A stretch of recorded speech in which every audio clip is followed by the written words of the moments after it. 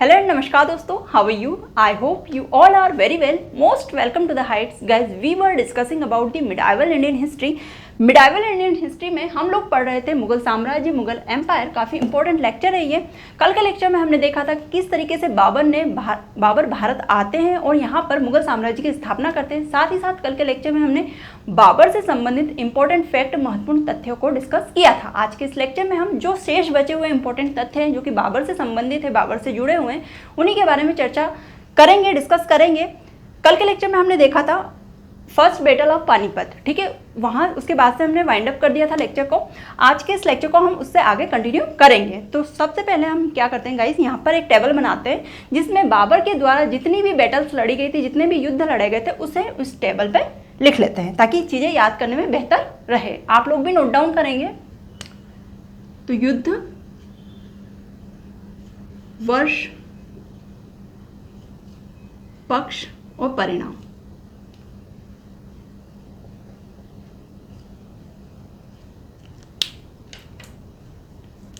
तो युद्ध, सबसे पहले तो हम पानीपत का युद्ध ही लिख लेते हैं क्योंकि काफ़ी इंपॉर्टेंट युद्ध है वो। पानीपत का प्रथम युद्ध,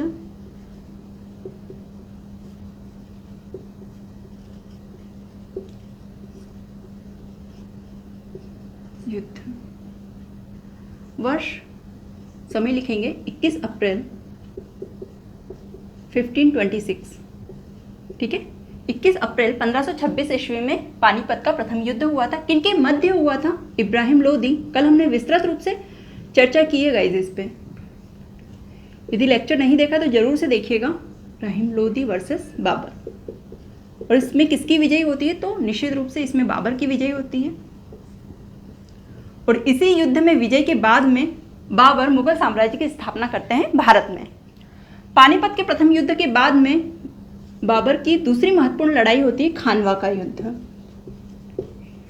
खानवा का युद्ध, इसका भी समय लिखेंगे कब लड़ा गया था। तो खानवा का युद्ध 17 मार्च 1527 ईस्वी में लड़ा जाता है।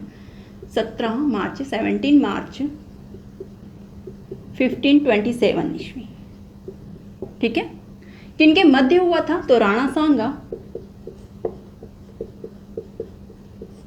वर्सेस बाबर। और इसमें भी बाबर की विजय होती है। राणा सांगा भी काफ़ी कुशल योद्धा थे गाइस, लेकिन किस्मत बाबर की अच्छी थी इसलिए बाबर विजयी हुए। किस्मत ही नहीं, बाबर भी एक अच्छे कुशल योद्धा थे, अच्छे नेतृत्वकर्ता शासक थे बाबर, इसीलिए उन्होंने इतनी सारी बैटल्स जीती। एवं ही तो सारी बैटल्स नहीं जीती जा सकती ना गाइस, इतनी सारी बैटल्स जीती तो कहीं ना कहीं ये भी एक कुशल योद्धा थे बाबर भी। खानवा के युद्ध के बाद में चंदेरी का युद्ध, चंदेरी का युद्ध, इसकी डेट लिखेंगे 29 जनवरी 1528 ईस्वी, ठीक है। 29 जनवरी 1528 ईस्वी में ये युद्ध लड़ा गया था, चंदेरी का युद्ध। और किनके मध्य हुआ था? तो शासक थे मेदिनी राय, मेदिनी राय वर्सेस बाबर। और इस युद्ध में भी बाबर की विजय होती है।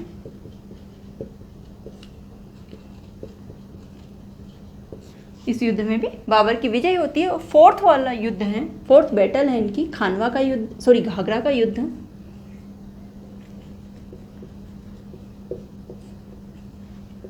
घाघरा का युद्ध जो कब लड़ा गया था? ये लड़ा गया था 6 मई 1529, ठीक है। 6 मई 1529 ईस्वी से घाघरा का युद्ध शुरू होता है। उसका वर्ष है 1529। और किनके मध्य लड़ा गया था घाघरा का युद्ध? तो अफगानी सेना और बाबर के मध्य ये युद्ध लड़ा जाता है। किनके मध्य लड़ा गया था? अफगानी सेना वर्सेस बाबर। और इस युद्ध में भी बाबर की विजय होती है, ठीक है। तो ये टेबल काफ़ी इंपॉर्टेंट है, याद रखने में इजी रहेगा कि कितनी बैटल्स हुई थी भारत में जब मुगल साम्राज्य की स्थापना होती है। तो पानीपत का प्रथम युद्ध होता है 21 अप्रैल 1526 ईस्वी में, इब्राहिम लोदी और बाबर के मध्य होता है। इसमें बाबर विजयी होते हैं और इब्राहिम लोदी पर जब ये विजय प्राप्त करते हैं तो इन्हें बहुत सारा खजाना मिलता है दिल्ली सल्तनत से, और उस खजाने से इनकी आर्थिक स्थिति काफ़ी मजबूत होती है। इसीलिए इन्होंने क्रमबद्ध रूप से इतनी बैटल्स लड़ी थी और इन बैटल्स में भी विजय प्राप्त की थी। देखिए गाइस, यहाँ पे वर्ष की यदि बात की जाए तो कंटिन्यू इन्होंने युद्ध लड़े हैं, है ना। 1526, 1527, 1528 और 1529 कंटिन्यू इन्होंने बैटल्स लड़ी हैं और इन बैटल्स को जीता भी है कहीं ना कहीं। अब इनसे जुड़े हुए कुछ इंपॉर्टेंट फैक्ट हैं, जैसे कि खानवा का युद्ध, पानीपत का प्रथम युद्ध काफ़ी इंपॉर्टेंट है, इसके बारे में हमने विस्तृत रूप से चर्चा की है इससे पहले के लेक्चर में। अब यहाँ पे खानवा के युद्ध से जुड़े हुए इंपॉर्टेंट फैक्ट देख लीजिए। खानवा के युद्ध में विजय प्राप्त कर बाबर ने सबसे पहले एक उपाधि धारण की, वो उपाधि है गाजी की उपाधि। तो ये लिख लीजिए कि खानवा के युद्ध में विजय प्राप्त कर बाबर ने एक उपाधि धारण की थी, उस उपाधि का नाम था गाजी। ठीक है, गाजी की उपाधि धारण की थी इस युद्ध में। साथ ही साथ इस युद्ध में एक नारा दिया गया था जो कि था जिहाद का नारा।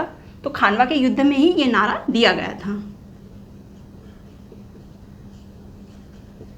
जिहाद का नारा दिया गया। तो बाबर के किस युद्ध में जिहाद का नारा दिया गया था? तो वो था खानवा का युद्ध, जिसमें जिहाद का नारा दिया गया था। क्वेश्चन पूछा जा सकता है। और इसी युद्ध में बाबर एक उपाधि लेते हैं विजय के उपलक्ष्य में। कौन सी उपाधि? गाजी की उपाधि धारण करते हैं। इसी तरीके से घाघरा के युद्ध से भी जुड़े हुए इंपॉर्टेंट फैक्ट है। घाघरा का जो ये युद्ध था, अब तक ये युद्ध हुए थे सारे स्थल पे हुए थे, लेकिन घाघरा का युद्ध स्थल और जल दोनों जगह पर, दोनों स्थानों पर हुआ था। और इस युद्ध में सबसे पहले नावों का प्रयोग किया गया था। ये इंपॉर्टेंट फैक्ट है घाघरा के युद्ध से जुड़े हुए, तो ये भी लिख लेंगे। ये घाघरा का युद्ध जल एवं स्थल दोनों स्थानों पर हुआ था और इस युद्ध में सबसे पहले नावों का प्रयोग किया गया था। तो ये इंपॉर्टेंट फैक्ट है घाघरा के युद्ध से जुड़े हुए। मैं यहाँ लिख नहीं रही हूँ, आप लोग नोट डाउन करेंगे ये वाला पॉइंट। ठीक है, तो गाइज ये थी टेबल सारे बैटल्स की। आई होप आप लोगों ने नोट डाउन कर ली होगी। घाघरा के युद्ध में बाबर की विजय के बाद में ही बाबर भारत में स्थायी रूप से मुगल साम्राज्य की स्थापना करते हैं, ये माना जाता है, और मुगल साम्राज्य को विस्तारित करते हैं। तो देख लेते हैं कि बाबर के समय पे मुगल साम्राज्य कहाँ तक विस्तारित हुआ था।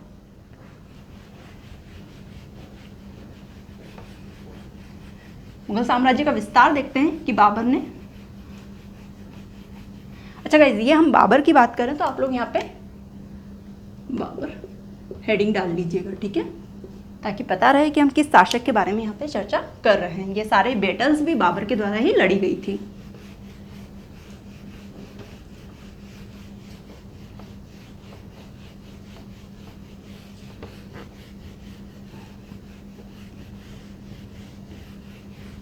अब साम्राज्य विस्तार की बात की जाए तो बाबर के समय मुगल साम्राज्य का विस्तार भारत में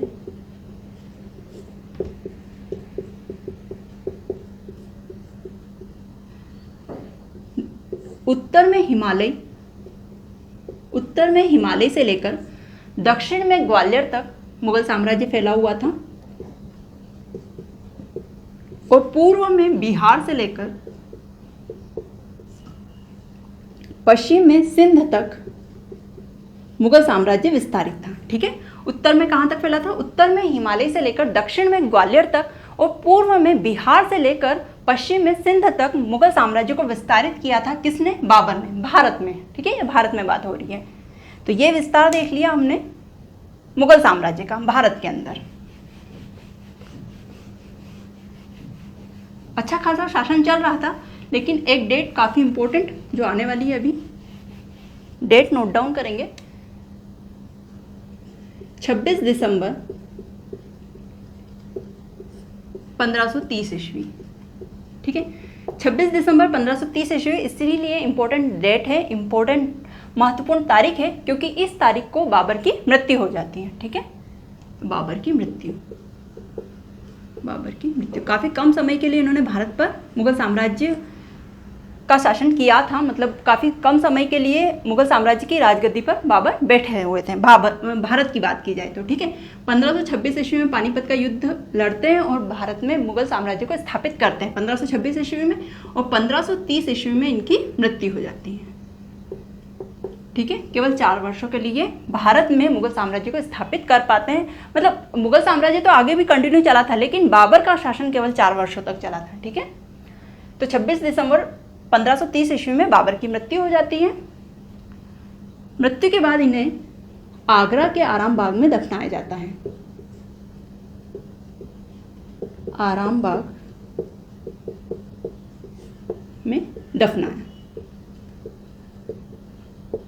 उसके बाद में इन्हें काबुल ले जाकर वहां पर दफनाया जाता है। यहाँ से उनकी बॉडी निकाली जाती है और काबुल में फिर से इन्हें पुनः दफनाया जाता है। काबुल में बाबर के द्वारा ही निश्चित की गई भूमि रहती है ना। बाबर पहले ही बता देते कि मुझे वहाँ पे दफन करना है आप लोगों ने, तो फिर यहाँ से बॉडी निकाली जाती है उनकी, और काबुल में बाबर द्वारा निश्चित की गई भूमि पर उन्हें दफनाया जाता है। पहले से ही बता देते हैं बाबर की मुझे वहां पर दफन करना।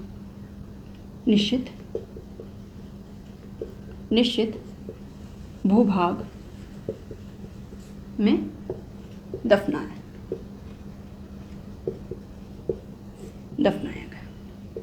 ठीक है गाइस, तो ये उनकी मृत्यु से रिलेटेड, मृत्यु से संबंधित इंपॉर्टेंट फैक्ट है। कहाँ दफनाया था? पहले आराम बाग में दफनाया गया था आगरा में, उसके बाद में काबुल में बाबर को दफनाया गया था। और कब हुई थी इनकी डेथ? तो 26 दिसंबर 1530 ईस्वी में इनकी डेथ हो जाती है।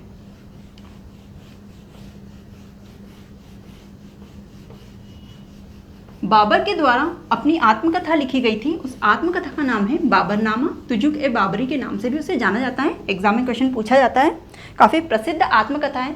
कई शासक हुए जिन्होंने अपनी आत्मकथा लिखी, अपनी बायोग्राफी लिखी, लेकिन गाइस कुछ ही आत्मकथाएं ऐसी, कुछ ही शासकों की आत्मकथाएं जो प्रसिद्ध हुई थी। उनमें से एक आत्मकथा थी बाबर की।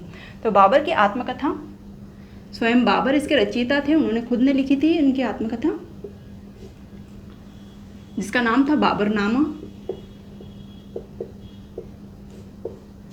तुजुक ए बाबरी के नाम से भी ये प्रसिद्ध है। तुजुक ए बाबरी, ठीक है, तुजुक ए बाबरी के नाम से भी फेमस है ये। इसका एक और नाम बाबरनामा। ये दोनों ही नाम एक ही बुक के हैं, एक ही आत्मकथा के। ठीक है, किसके द्वारा लिखी गई थी? बाबर के द्वारा लिखी गई थी। किस भाषा में लिखी गई थी? तो चगताई तुर्की भाषा में लिखी गई थी। चगताई तुर्की भाषा में। बाबरनामा में तत्कालीन भारत की राजनीतिक व्यवस्था, भारत की राजनीतिक व्यवस्था उस समय के भारत की, ठीक है, राजनीतिक व्यवस्था एवं भारत की संस्कृति व प्रकृति का वर्णन, एक तरह से कह सकते हैं कि भारत के लिए स्रोत का काम करती है बाबरनामा की। उस समय का भारत किस तरीके का हुआ करता था, ये जानकारी हमें बाबरनामा से मिल सकती है, क्योंकि तात्कालिक भारत की राजनीतिक व्यवस्था, भारत की संस्कृति एवं प्रकृति के बारे में वर्णन है इसमें किया गया। आगे जाकर बाबरनामा, इस आत्मकथा का फारसी अनुवाद भी हुआ, और फारसी अनुवाद करने का श्रेय किसे जाता है? तो अब्दुल रहीम खाना को जाता है। तो आगे चलकर इसका फारसी अनुवाद किया गया। फारसी अनुवाद पूरा लिखेंगे। आगे चलकर बाबरनामा का फारसी अनुवाद किया गया, और फारसी अनुवाद करने का श्रेय किसे जाता है? अब्दुल रहीम खाना के द्वारा। खाना, ठीक है, किसके द्वारा किया गया था फारसी अनुवाद? अब्दुल रहीम खाना के द्वारा किया गया था। क्या क्या डिस्कस किया हमने डिस्कस किया आत्मकथा बाबर के द्वारा लिखी गई बाबरनामा, जिसका एक अन्य नाम तुजुक ए बाबरी है। चगताई तुर्की भाषा में ये लिखी गई है। भारत की राजनीतिक व्यवस्था एवं भारत की संस्कृति एवं प्रकृति का वर्णन किया गया है इस बुक में। फारसी अनुवाद बाद में आगे चलकर हुआ, किसने किया? अब्दुल रहीम खाना के द्वारा फारसी अनुवाद किया गया था। बाबर के द्वारा एक पद्य शैली की शुरुआत की गई थी, वो भी लिखेंगे। नेक्स्ट फैक्ट है,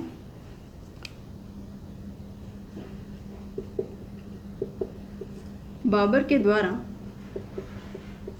मुबैयान, पद्य शैली का नाम है मुबैयान, पद्य शैली की शुरुआत, मुबैयान पद्य शैली की शुरुआत की गई थी। किसके द्वारा की गई थी? बाबर के द्वारा की गई थी। बाबर के द्वारा एक काव्य संग्रह भी लिखा गया है। काव्य संग्रह का नाम लिखेंगे, काव्य संग्रह लिखा गया। गाइस मैं यहाँ पे शॉर्ट टर्म में लिख रही हूँ, लेकिन आप लोग, मतलब शॉर्ट में लिख रही हूँ मैं यहाँ पे, लेकिन आप लोग विस्तृत रूप से लिखेंगे। बाबर के द्वारा एक काव्य संग्रह की रचना की गई, जिसका नाम है दीवान। इस तरीके से लिखेंगे, ठीक है, जिसका नाम क्या है? दीवान। तो गाइज ये हो गई बात बाबर की, उनसे जुड़े हुए जितने भी इंपॉर्टेंट फैक्ट थे, महत्वपूर्ण तथ्य थे, उनको हमने यहाँ पर डिस्कस किया। इससे पहले लेक्चर में भी हमने डिस्कस किया, तो वो लेक्चर यदि नहीं देखा है तो उसे जरूर से देख लीजिएगा। आगे चलकर मुगल साम्राज्य के शासक होते हैं हुमायूं, जो कि बाबर के पुत्र थे। हमने कल के लेक्चर में डिस्कस किया, बाबर के 4 पुत्र थे, हुमायूं, कामरान, अस्करी और हिंदाल। ठीक है, क्या क्या क्या नाम थे? हुमायूं, कामरान, अस्करी और हिंदाल, जिसमें हुमायूं जो होते हैं वो सबसे बड़े बेटे होते हैं बाबर के और अगले मुगल साम्राज्य के शासक होते हैं। तो उत्तराधिकारी कौन थे मुगल साम्राज्य के? मुगल साम्राज्य के उत्तराधिकारी होते हैं हुमायूं। ठीक है गाइज, तो गाइज ये हो गया लेक्चर ख़त्म। अब लेक्चर को यहीं पे वाइंड अप करते हैं। इससे पहले का लेक्चर जरूर से देख लीजिएगा यदि नहीं देखा है तो, ताकि नोट्स बनाने में ईजी रहे। ठीक है, अब मिलते हैं नेक्स्ट लेक्चर में। तब तक के लिए thank you so much and bye bye. यदि लेक्चर अच्छा लगा हो तो लाइक, शेयर, सब्सक्राइब भी कीजिएगा चैनल को। मिलते हैं नेक्स्ट लेक्चर में, बाय बाय।